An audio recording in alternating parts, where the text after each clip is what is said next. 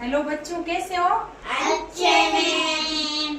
ठीक है, आज आपको एक कहानी सुनाती हूँ, ठीक है ना? Yes ma'am.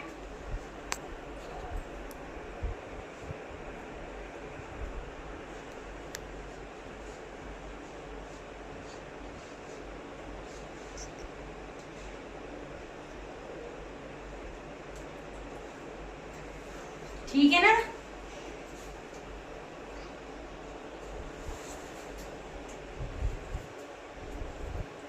एक बगीचा था।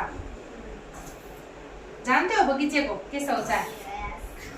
कैसा होता है? बढ़िया सा, अच्छा सा।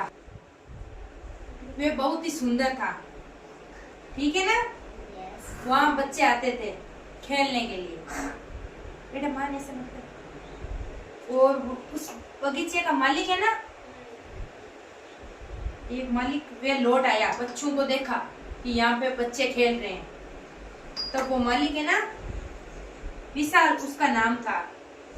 जब उसने बच्चों को खेलते देखा तो बच्चों को डांट दिया कि आप यहाँ पे क्यों खेलते हो, क्यों आते हो मेरे बगीचे में। बच्चे वापस घर चले गए।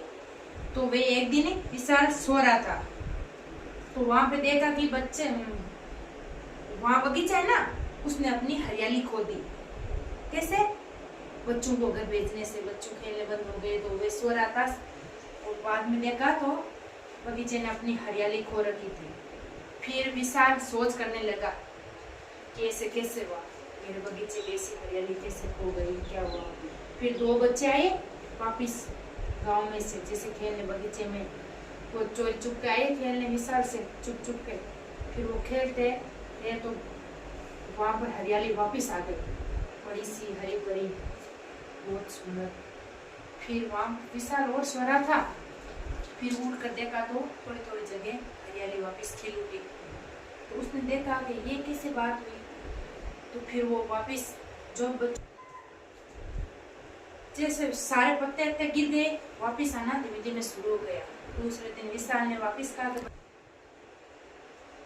तो विशाल ने देखा कि पत्ते सारे वापस आ गए और हरियाली। तो उसने बोला तो सारे बच्चों को कि आप है ना मेरे बगीचे में आराम से खेलना, दौड़ना, ऐसे।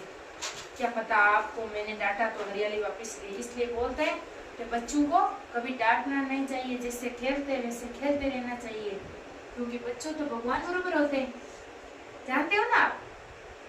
इसलिए वापस हरियाली को खोई हुई थी ना, वापस आ गई। और हरे पीले गुलाबी फूल खिल उठे, सारे पत्ते आ गए।